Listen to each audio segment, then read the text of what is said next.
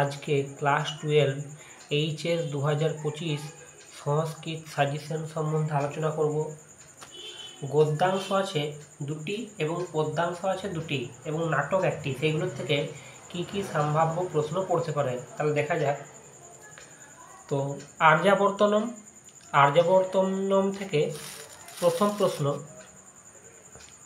তোমার পাঠ্যাংশ অনুসারে আর্যাবর্ত নামক দেশের একটি সংক্ষিপ্ত বর্ণনা দাও অথবা আর্যাবর্তের বর্ণনা দাও। দ্বিতীয় প্রশ্ন, আর্যাবর্তকে কার সঙ্গে তুলনা করা হয়েছে এবং কেন? অথবা আর্যাবর্ত ও স্বর্গের তুলনা যেভাবে ত্রিবিক্রম ভট্ট করেছেন তা বর্ণনা করো। তৃতীয় প্রশ্ন, ত্রিবিক্রম ভট্ট বিরচিত গদ্যাংশ অনুসারে আর্যাবর্তের সৌন্দর্যের বর্ণনা করো। চতুর্থ প্রশ্ন, কথং চাষৌ স্বর্গান্ন বিশিষ্যতে, কবি কাকে স্বর্গের চেয়ে বিশিষ্ট বলতে চেয়েছেন এবং কেন? পঞ্চম প্রশ্ন, আর্যাবর্তের গ্রাম ও নগরের বর্ণনা দাও। বনগত গুহা থেকে আমরা কি কি পাচ্ছি? প্রথম প্রশ্ন, বনগত গুহা গদ্যাংশটি সার নিজের ভাষায় লেখো অথবা বনগত গুহা গল্পে অলি পর্বার ভাগ্য নিয়ন্ত্রণের কাহিনীটি লেখো। দ্বিতীয় প্রশ্ন, বনগত গুহা গদ্যাংশের নামকরণের সার্থকতা বিচার করো। তৃতীয় প্রশ্ন, বনগত গুহা অবলম্বনে অলি পর্বার চরিত্রটি বিশ্লেষণ করো। চতুর্থ প্রশ্ন, অলি পর্বা কীভাবে গুহায় প্রবেশ করেছিল? গুহার ভেতর সে কি দেখেছিল? সেখান থেকে বেরিয়ে সে কি দেখেছিল? পঞ্চম প্রশ্ন, ইতি বিচিন্ত স তত্রাবতিষ্ঠত স বলতে কাকে বোঝানো হয়েছে? সে কেন এমন চিন্তা করল? সে কোথায় বসে কি দেখছিল? পরের প্রশ্ন, দ্বারং চ শত এব সংবৃতম, এখানে কোন দ্বারের কথা বলা হয়েছে? দ্বারটি তখনই বন্ধ হলো কেন? ঘটনাটি বিবৃত করো। পরের প্রশ্ন, বনগত গুহা গল্পাংশে কশ্যপ ও অলি পর্বার অবস্থা নিজের ভাষায় বর্ণনা করো। এরপরে আমরা পদ্যাংশ থেকে দেখব যে কি কি প্রশ্ন আছে। পদ্যাংশ দুটি আছে, একটা হচ্ছে শ্রী গঙ্গা স্তোত্রম আর একটা হচ্ছে শ্রীমদ্ ভগবত গীতা। তো পদ্যাংশ থেকে কি কি গুরুত্বপূর্ণ প্রশ্ন সেগুলো দেখে নেব। প্রথম প্রশ্ন, কবি কিভাবে গঙ্গা স্বরূপ বর্ণনা করেছেন অথবা মহিমা বর্ণনা করো। দ্বিতীয় প্রশ্ন, দেবী সুরেশ্বরী ভগবতী গঙ্গে শঙ্করাচার্য যে গঙ্গার মাহাত্ম্য কীর্তন করেছেন তার সংক্ষিপ্ত বিবরণ দাও। তৃতীয় প্রশ্ন, গঙ্গাকে শঙ্কর মৌলবিহারিণী সম্বোধনের সার্থকতা প্রতিপাদন করো। চতুর্থ প্রশ্ন, তমসি গর্হি মম খলু সংসারে, কে কেন এই কথা বলেছেন? পঞ্চম প্রশ্ন, শঙ্করাচার্য গঙ্গা মাতার যে রূপের বর্ণনা দিয়েছেন তার বর্ণনা দাও। ষষ্ঠম প্রশ্ন, আচার্য শঙ্কর গঙ্গাকে কোন বিশেষণে বিশেষায়িত করেছেন?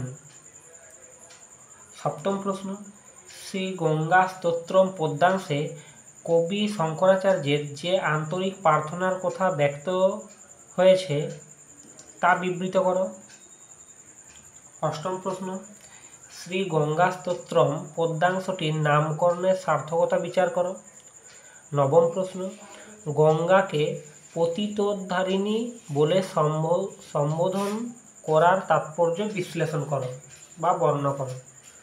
দশম প্রশ্ন, ভাগীরথী, ভীষ্মজননী, মুনিবর কন্যা গঙ্গার এই তিনটি নামের তাৎপর্য বিশ্লেষণ করো।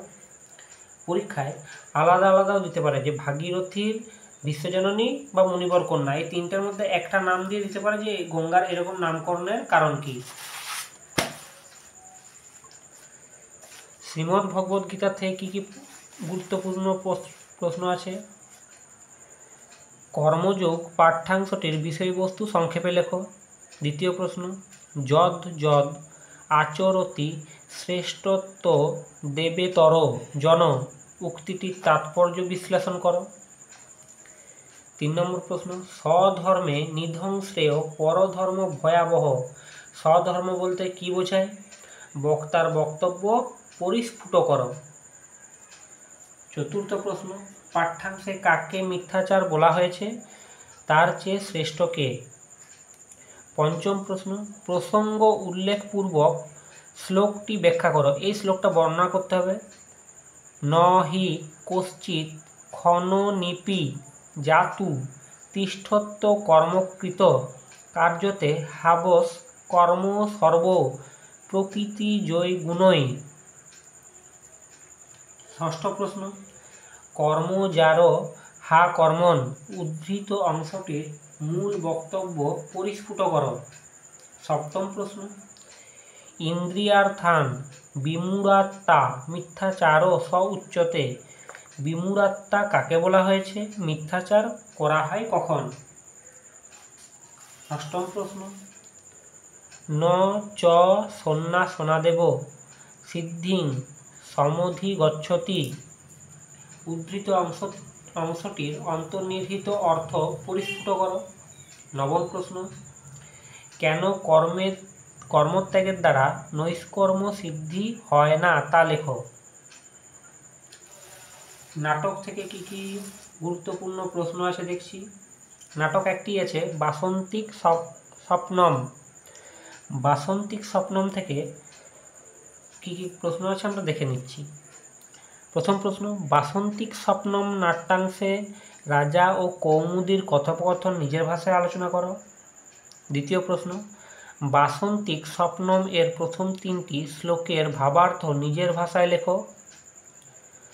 পরের প্রশ্ন, কৌমুদীর চরিত্র চিত্রায়ন করো।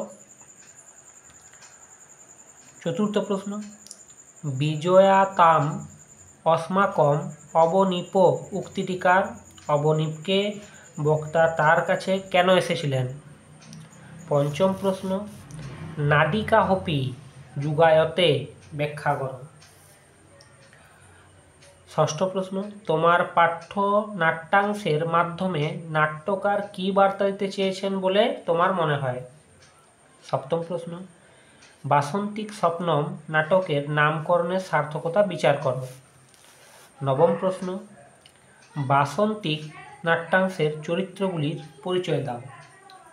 9ম প্রশ্ন, তৎ কিমিতি দুয়তে মহারাজেন বক্তাকে মহারাজের মন পীড়ার জন্য বক্তা কি সান্ত্বনা দিয়েছিলেন? 10ম প্রশ্ন, বাসন্তিক স্বপ্নম নাট্যাংশ অনুসারে সামাজিক নিয়ম শাস্তির পরিচয় দাও। পরের প্রশ্ন, রাজার পরিণয় উৎসবের প্রস্তুতি বর্ণনা করো। তারপরের প্রশ্ন, যদি মে জনক বিক্ষতে মধিক্ষণই নৈ নম বক্তাকে এমন পদে কাকে বোঝানো হয়েছে? কোন প্রসঙ্গে একথা বলা হয়েছে? 13তম প্রশ্ন, ইন্দ্রবর্মা এবং কনকলেখার কথোপকথন বর্ণনা করো। এবার ভাব সম্প্রসারণ থেকে দেখে নিচ্ছি। ভাব সম্প্রসারণ দুটো দেয়, তার মধ্যে যে কোনো একটা করতে হয়। প্রথম, ভবন্তি ফাল্গুনে মাসি বৃক্ষ শাখা বিপল্লবা জায়ন্তে ন তু লোকস্য কদাপি চ বিপল্লবা। দ্বিতীয়, দেশ পুণ্যত মোহেশ কস্য ন প্রিয় ভবেত যুক্ত হনু ক্রোশস সম্পন্ন জনৌরিব জনন্যই। পরের প্রশ্ন, তব চেন্মাত স্রোত স্নাত পুনরপি জঠরে সোহপি ন জাত। চতুর্থ, ন কর্ম নাম নারম্ভা নৈ কর্মং পুরুষ স্নুতে ন চ সন্ন্যাসনাদেব সিদ্ধিং সমধিগচ্ছতি। পঞ্চম, তস্মাৎ শক্ত সততং কার্যং কর্ম সমাচার অসক্ত হ্যাচরণ কর্ম পরমাপ্তি পুরুষং। এটা পরমাপ্তি উচ্চারণটা হবে। ষষ্ঠ, স্বধর্ম নিধং শ্রেয় পরধর্ম ভয়াবহ। এটা খুবই ইম্পর্ট্যান্ট প্রশ্ন। 7 নম্বরে তত হয়ং দূরতরং ক্রামণ্য গরং নিবৃত। 8ম প্রশ্ন কর্মেন্দ্রিয়াণি সংযম্য য আস্তে মনসা শরণ ইন্দ্রিয়ার্থাং বিমূঢ়াত্মা মিথ্যাচার স উচ্যতে। এরপরে সংস্কৃত সাহিত্যের ইতিহাস সম্বন্ধে আলোচনা করব এবং তার প্রশ্নগুলো। সংস্কৃত সাহিত্যের ইতিহাসে দুটো ভাগ আছে, একটা হচ্ছে ধ্রুপদী সাহিত্যের ইতিহাস আর একটা হচ্ছে বৈজ্ঞানিক সাহিত্যের ইতিহাস। প্রথম প্রশ্ন গীতি কবিতা মেঘদূতের বিষয়বস্তু আলোচনা করো অথবা মেঘদূত টিকা লেখো। দ্বিতীয় প্রশ্ন শূদ্রক সম্পর্কে নাতিদীর্ঘ প্রবন্ধ লেখো। তৃতীয় প্রশ্ন সংস্কৃত সাহিত্যের ইতিহাসে কবি জয়দেবের অবদান আলোচনা করো। চতুর্থ প্রশ্ন কালিদাসস্য সর্বস্বম বিজ্ঞান শকুন্তলম আলোচনা করো অথবা অভিজ্ঞান শকুন্তলম টিকা লেখো। পরের প্রশ্ন সংস্কৃত সাহিত্যে ভাস সমস্যা বলতে কি বোঝো।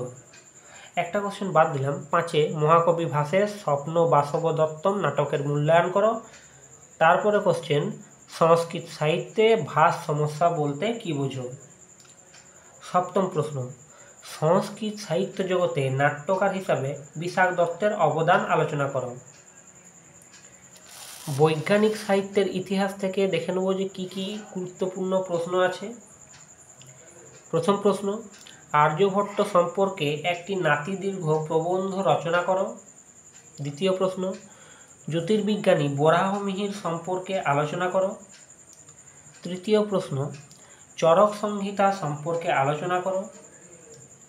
চতুর্থ প্রশ্ন সুশ্রুত সংহিতা সম্পর্কে আলোচনা করো। যদি এগুলো টিকা দেয় এইগুলোর থেকেই টিকা করা যাবে।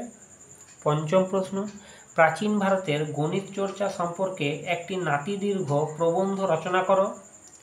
ষষ্ঠম প্রশ্ন এইটা বলেছে যে গণিত চর্চা সম্পর্কে সেইটা পাটিগণিত বীজগণিত জ্যামিতি তিনটার থেকেও দিতে পারে আলাদা আলাদা করে, বা ওইটাও দিতে পারে। ষষ্ঠ প্রশ্নতে কি আছে প্রাচীন ভারতের আয়ুর্বেদ চর্চা সম্পর্কে একটি টিকা লেখো। সপ্তম প্রশ্ন ব্রহ্মগুপ্ত সম্পর্কে আলোচনা করো। অষ্টম প্রশ্ন অষ্টাঙ্গ আয়ুর্বেদ সম্পর্কে আলোচনা করো। এগুলোর থেকেই এবারে পরীক্ষায় 100% পড়বে, তাই এগুলো এখন থেকেই অভ্যাস করবে।